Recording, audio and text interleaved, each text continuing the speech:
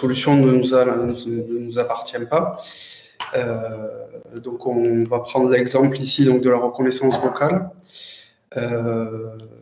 Donc peut-être faire un peu plus de contexte. On a eu la chance d'être accompagné par la direction numérique à l'éducation, donc un bureau du ministère de l'Éducation nationale, de la jeunesse et du sport, et qui nous ont beaucoup conseillé et qui nous ont permis d'avoir des insights un peu sur la vision du gouvernement sur ces problématiques-là.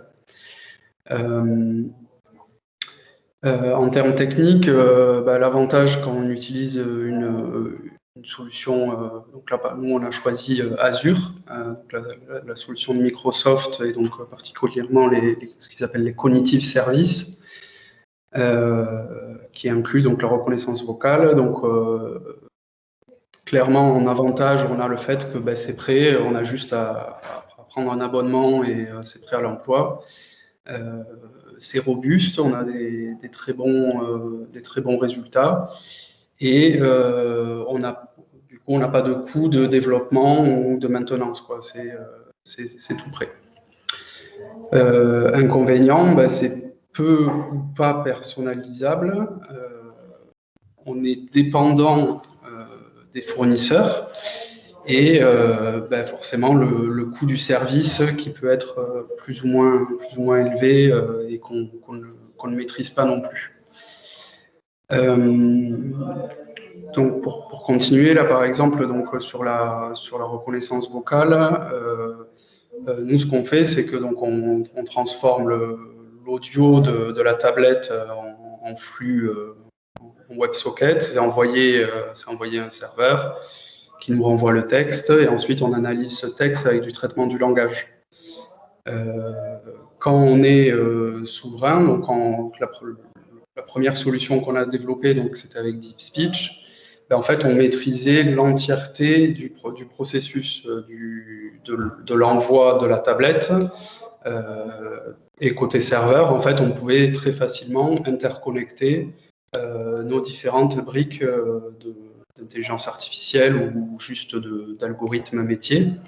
Là, du coup, c'est un service, quoi. Donc, du coup, c'est un conteneur qui est autonome, et donc, du coup, on est contraint de s'adapter à ce service-là et à ces mécanismes-là. Donc, ça complexifie les flux de données, notamment, et avec potentiellement des temps de traitement qui peuvent augmenter du fait de ces contraintes d'architecture.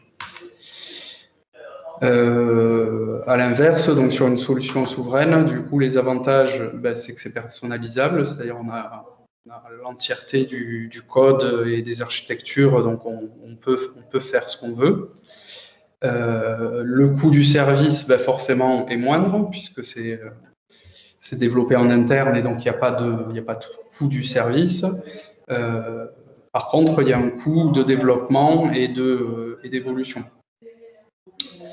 Le gros inconvénient, et qui, du coup, nous, quand on est passé en phase d'industrialisation, nous a contraints de passer sur une solution non souveraine, c'est le retard technologique sur les technologies d'IA. Les majors du milieu là, ont quand même beaucoup d'avance sur les algorithmes, et notamment du fait qu'ils aient accès à des énormes jeux de données. Google au travers d'Android, Windows de Cortana, de Windows 10, Apple de tous les terminaux iOS, etc. Ils ont énormément de données, et puis les moyens aussi de payer des gens pour créer de la donnée, pour labelliser, etc. Donc on a ce retard en fonction de quelques années ou plus ou moins, qui fait que une solution souveraine a un coût de développement et d'évolution qui est plus fort.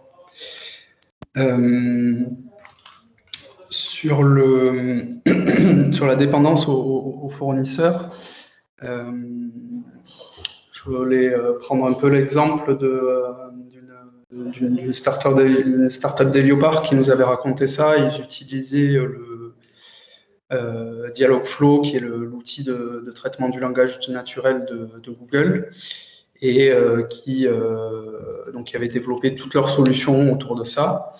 Et en fait, ils ont commencé à faire beaucoup de requêtes, et en fait, à un moment, Google leur a coupé l'accès, puisque c'est un service qui était gratuit.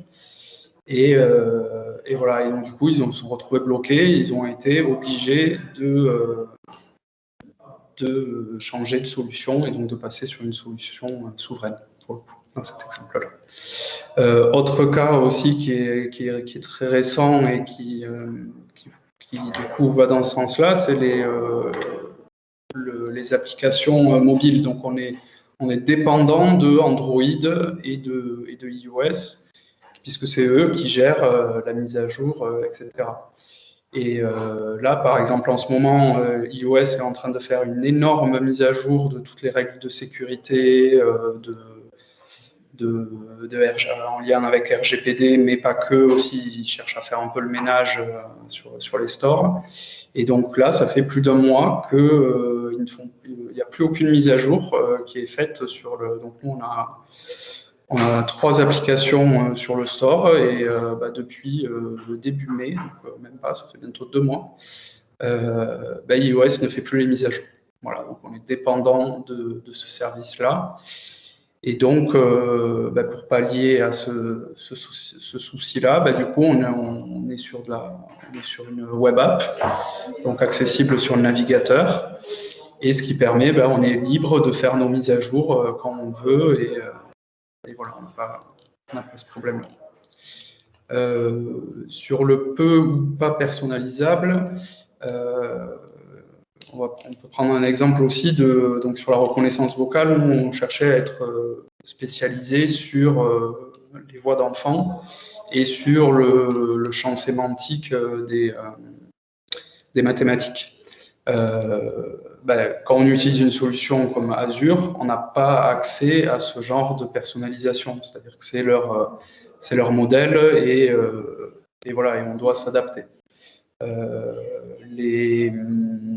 Les Suisses et les Belges disent 70, 90, etc. pour les 70, 80, 90. Du coup, c'est une personnalisation du service.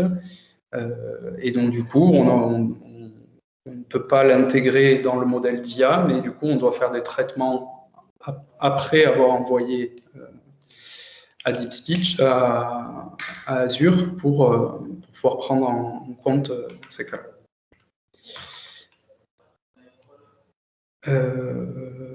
Voilà. Donc on fera les questions après. Oui. Deuxième. Enfin, sauf si quelqu'un. Mais bon, en principe, oui, le mieux, je pense, c'est peut-être de garder les questions-réponses pour la fin. Ouais. Ok.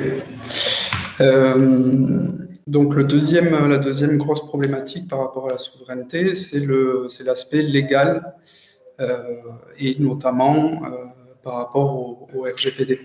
Donc là, avec ce partenariat avec le ministère, là, on a eu la chance d'être accompagné par des spécialistes, et parce que en fait les 6 projets du partenariat doivent réaliser une AIPD, donc c'est une analyse d'impact sur la protection des données, qui est une procédure de la CNIL pour valider un projet et son cadre légal en lien avec donc les 2 lois qui régulent la protection des données en France. Donc c'est la loi française, la loi informatique et liberté, et la loi européenne, donc le RGPD, le règlement général pour la protection des données. Donc du coup, on a fait ce document. Donc ça a été énormément de travail, mais très instructif pour bien comprendre et pour mieux maîtriser les problématiques liées à la protection des données. Donc, quand on est sur une solution non souveraine, par rapport à la protection des données, on va rester vraiment dans ce cadre-là, les avantages, c'est que du coup, les majors, alors j'ai mis sauf Google entre parenthèses, c'est un cas un peu particulier Google en ce moment parce que ils sont un peu en guerre avec la France et donc du coup, ils nous ont demandé de sortir tout ce qui était Google des projets P2IA. Et principalement, le gros reproche qui leur est fait en ce moment, c'est qu'ils refusent de dire où sont stockées les données. Donc, gros problème forcément pour la CNIL et pour la protection des données. Donc, à part ce cas particulier, les majors de l'IT, quoi, on va dire, des technologies informatiques, se sont mis à jour, ont pris des batteries d'avocats et on fait le travail. Et notamment, on va trouver un élément qui est important donc, quand on prend un sous-traitant qui va traiter des données, c'est le Data Processing Agreement. Donc, c'est un contrat entre le client et le fournisseur qui stipule les règles de protection des données. Et c'est au travers de ce contrat-là qu'on va être compatible avec le RGPD. Autre avantage aussi, c'est que souvent, dans la plupart des cas, on va retrouver toutes les fonctions de gestion des données. Comme vous savez, dans le RGPD, il y a l'utilisateur a des droits, et ce qui impose de mettre en place des solutions techniques pour pouvoir respecter ces droits, et souvent aussi pour les automatiser, parce que si on a 10 utilisateurs, faire un export à la main, ça va. Si on en a 1 million, forcément, c'est plus possible. Et donc, on va retrouver souvent la plupart des règles. Et de plus, un autre point que je ne vais pas rajouter là, mais sur le cas particulier du cloud, donc des hébergeurs, souvent les solutions cloud ont des certifications de sécurité et de gestion des data centers qui sont aussi une force quand on veut assurer à nos clients. Donc là, notre client, c'est le ministère de l'Éducation nationale. Et donc, du coup, ils veulent avoir des assurances, une sécurité sur ce qu'on met en place. Et donc, ces certifications auprès c'est des certifications ISO ou autres. Voilà, c'est un plus que souvent les petits hébergeurs n'ont pas. Et si on est de l'hébergement carrément local, là, il n'y a pas de certification du tout. Inconvénient, du coup, on ne sait pas vraiment où vont les données. Donc, le Data Processing Agreement, c'est une chose, mais du coup, voilà, on est obligé d'être maître de ces données quand on est responsable du traitement. Donc, on doit savoir exactement ce qui est fait, où vont les données. Et donc, c'est ça qui pose problème quand on sous-traite le traitement des données. Par exemple, toujours sur la reconnaissance vocale, Google et Apple proposent des services embarqués sur les tablettes, sur les systèmes Android et iOS. Mais par contre, si on va dans le Data Processing Agreement, ils ne s'engagent pas à ne pas partager les données. Et ils disent même que certaines données seront envoyées au serveur, donc pas tous. Mais voilà. Et donc, du coup, on est bloqué, quoi, puisque en fait, c'est de l'export de données, on ne sait pas où ça va, etc. Donc, c'est pas RGPD. Donc, du coup, la solution embarquée pour faire de la reconnaissance vocale, c'était pas possible de l'utiliser parce qu'il n'y avait pas d'engagement clair et précis sur non, on ne partagera pas vos données. Autre inconvénient, et qui a été répété et re-répété sur notre travail avec le ministère, c'est la génération d'un bruit dans la politique de confidentialité. Donc, c'est en fait, dès qu'on a une sous-traitance, on est obligé de le spécifier dans la politique de confidentialité, d'analyser les traitements de données qui sont faits, etc., etc. Et donc, en fait, ce qu'il nous disait, c'est utiliser une solution, en fait, il faut réfléchir à est-ce que c'est vraiment utile pour le projet, est-ce que c'est pas juste un peu gadget, et qu'au final, en fait, ça complexifie toute la gestion des données, toute la politique de gestion des données, et ce que j'ai mis en gestion des sous-traitants, c'est-à-dire qu'après, derrière, s'il y a un incident quelconque ou une demande de suppression de données, etc., plus on a de sous-traitants, plus il faut transmettre les demandes des utilisateurs pour supprimer, pour modifier le droit de regard, le droit de gel, enfin voilà, il y a plein de droits. Donc en fait, c'est mesurer, en fait, quand on va choisir une solution de sous-traitance au sens du RGPD, est-ce que c'est vraiment, qu'est-ce que ça m'apporte et est-ce que c'est vraiment intéressant et est-ce que finalement je ne peux pas trouver une solution souveraine ou ne serait-ce que en France ou à minima en Europe, puisque le RGPD c'est sur l'Europe. On a le droit de stocker des données en Europe, on n'a pas le droit de les exporter en dehors de l'Europe. Voilà, donc c'est réfléchir à tout ça, sachant que c'est un vrai travail ensuite sur les aspects légaux et tous les engagements qu'on prend auprès de nos utilisateurs. Et donc voilà, du coup, le parallèle quand on utilise des solutions souveraines, c'est que du coup, on maîtrise tous les traitements de données qui vont être faits. On n'a pas de sous-traitance au sens de RGPD, donc on reste, c'est nous qui faisons tous les traitements, donc on ne transmet pas les données aux autres à d'autres entités, d'autres fournisseurs.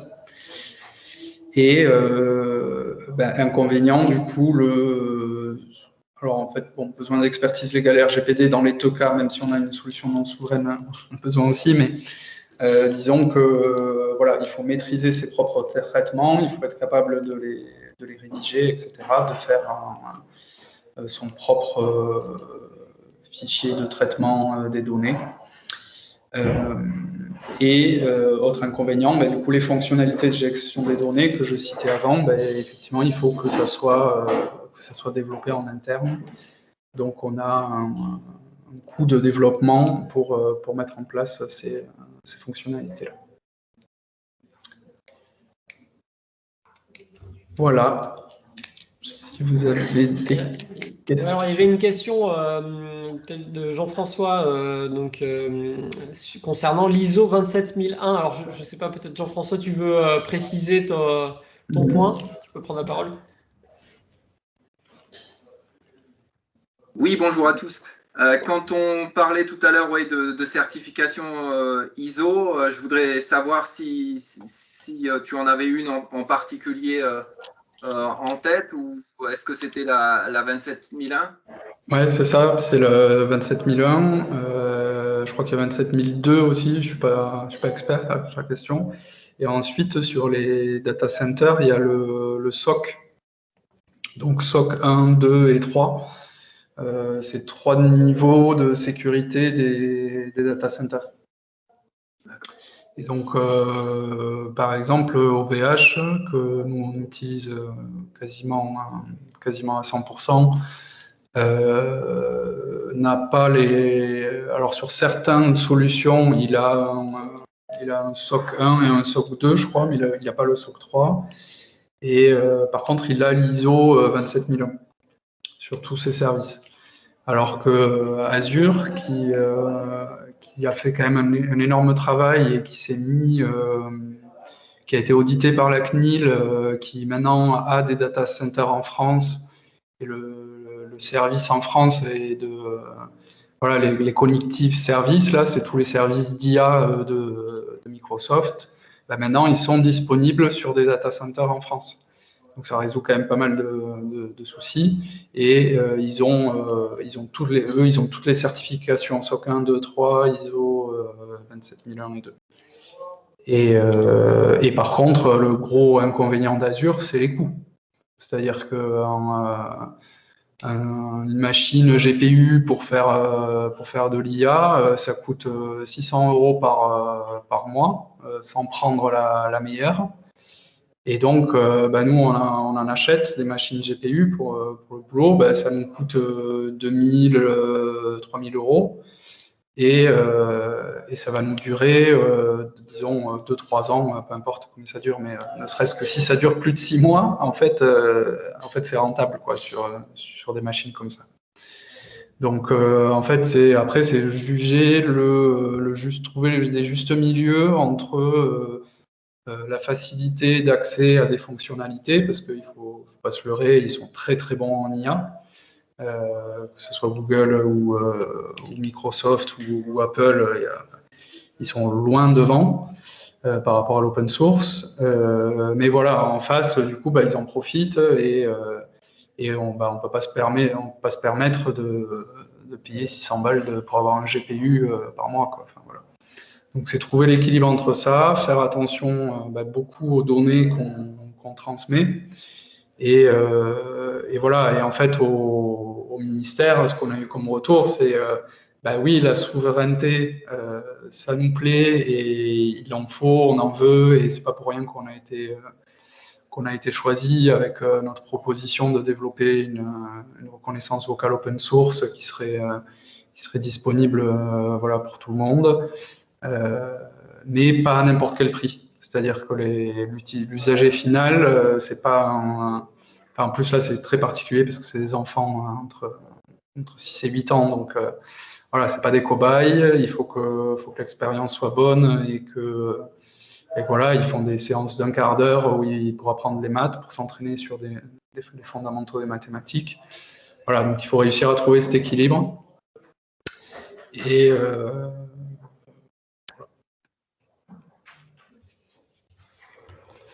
Très bien, merci pour la clarification. Ouais, j'ai envoyé un lien justement par rapport à ces différents standards. Voilà, c'est un lien à Microsoft. Est-ce qu'il y a d'autres questions?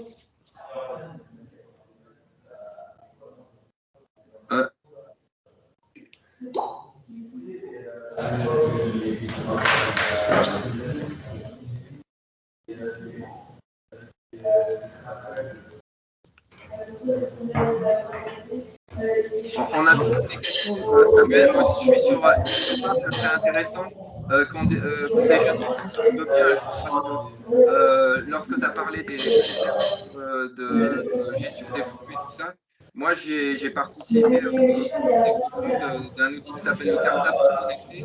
Je vous ai envoyé le lien. Voilà, c'est pas du tout en rapport avec l'IA, le but est de permettre à des enfants hospitalisés de rester en contact avec leur classe, mais je pense que voilà, ça vaut le coup et je connais très bien le président de l'association, donc si vous avez besoin d'avoir des développeurs de cet outil-là, je peux vous mettre en relation. Je pense qu'il y a des sujets communs. Voilà, au plaisir.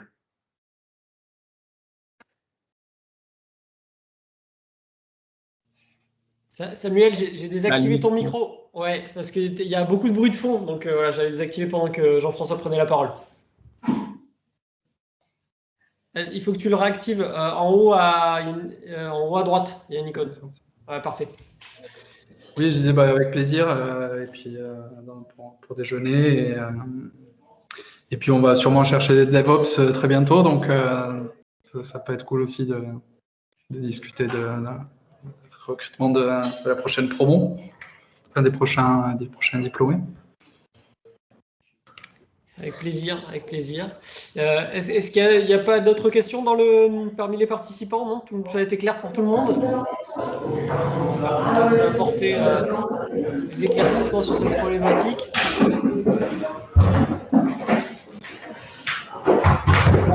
Tu peux couper ton micro. Je crois que c'est Foucault qui a dû couper ça. Alors, en fait, moi, je le coupe. J'ai un petit bouton là, je le coupe. D'accord. C'est pas moi qui fais des bruits. Ok. Pardon, Thomas. Ah, pas de souci. Écoutez, je pense que j'ai pas de questions supplémentaires. Philippe, toi, de ton côté, t'avais des questions peut-être ou pas? Ouais, moi, ce que je trouvais intéressant, c'est un peu. Est-ce que ce chantier de la souveraineté aujourd'hui, je dirais, il a fallu l'aborder. Est-ce que ça vous a pris plus de temps que prévu? Est-ce que vous avez été suffisamment accompagné, notamment par votre client, sur ce sujet-là? Est-ce que vous avez dû rechercher des compétences extérieures? Comment vous avez réussi à avancer? On partait avec des bonnes bases, vu que voilà, on utilise beaucoup de solutions open source. Depuis le début, on est rentré à Heliopark via la banquise, puisqu'on avait développé une solution à 100% open source. Donc c'est vrai que ça a facilité quand même. Mais dans les débats, ça a été quand même un peu parfois compliqué, justement sur cette problématique-là de qualité versus souveraineté, quoi. Voilà. J'entends un peu de frustration dans ce que tu dis. Ouais, on a quand même pas eu de chance avec le Covid, puisque du coup, on devait avoir 1 an de R&D avec une utilisation intensive dans les classes. Et du coup, en fait, donc la première étape, c'était de créer un dataset vocal. Et en fait, du coup, le Covid et la fermeture des écoles a quand même bien diminué la quantité de voix qu'on a eues. Et du coup, c'était un peu dommage parce qu'en fait, du coup, on avait pas mal mobilisé dans le sud-ouest. Donc, notre modèle, il reconnaît très bien l'accent du sud-ouest. Et par contre, en fait, les accents qui n'ont pas participé à la création du dataset, mais en fait sont mal reconnus. Et voilà, donc là, on a mis en place Azure, ça fonctionne super. On travaille avec eux pour mettre en place des architectures qui vont bien marcher. Donc ça, c'est un positif. Après, effectivement, il y a eu un petit échec sur cette solution-là, et donc on continue là en fond, comme disait Vincent au début, on continue la recherche et développement sur des solutions open source en IA. Et voilà, après on a eu des chouettes partenariats pour travailler en IA, donc globalement très, très content, mais voilà, ça a été complexe. L'AIPD, c'est un sacré chantier parce qu'en fait, il faut tout décrire, il faut chaque donnée que tu stockes, il faut la justifier. Il y a le concept de minimisation des données, donc en fait, c'est un truc con, mais on avait mis à l'inscription, on avait mis la région de l'enseignant, tu vois, ce qui paraît assez logique, il y a des académies, des régions, etc. Et ils nous disaient, en fait, ça vous sert à quoi de demander la région? Ils ont déjà, dans leur mail, il y a déjà l'info de quelle académie ils sont, enfin. Donc voilà, ok, est-ce qu'on l'enlève, est-ce qu'on ne l'enlève pas, est-ce qu'on justifie, est-ce qu'on ne justifie pas, enfin, c'est tout ce travail-là.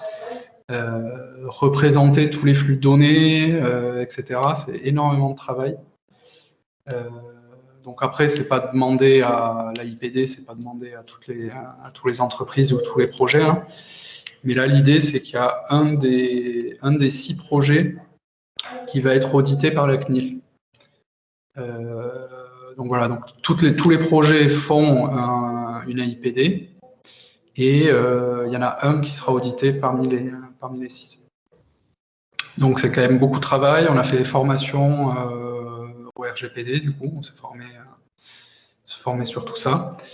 Et puis après, on allait faire chier nos sous-traitants, parce qu'on a des sous-traitants, même si c'est français ou européen, en fait, il faut qu'ils se mettent eux aussi dans les normes. Quand ils ne sont pas dans les normes déjà de base, il faut faire un contrat de sous-traitance avec eux pour se mettre aux normes. Et voilà, donc c'est des nouvelles problématiques pour nous, mais c'était très intéressant. Et puis on a eu la chance d'avoir une super équipe à la direction numérique pour l'éducation là, qui nous a vraiment bien accompagnés sur tout ça.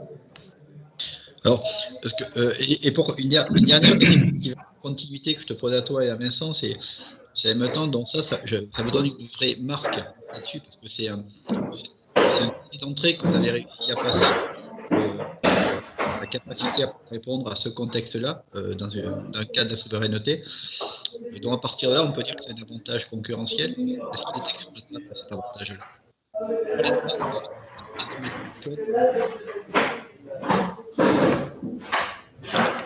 J'ai pas bien entendu la fin, mais Ouais, savoir si tout l'investissement qui a été le vôtre pour mettre en place un système qui puisse correspondre au mieux par rapport aux contraintes de souveraineté, c'est une marque que vous avez développée en interne, c'est un investissement. Est-ce qu'aujourd'hui, vous allez pouvoir, alors avec l'éducation nationale, ça vous donne une différence, un avantage, mais est-ce qu'aujourd'hui c'est valorisable, exploitable pour d'autres secteurs, de votre point de vue?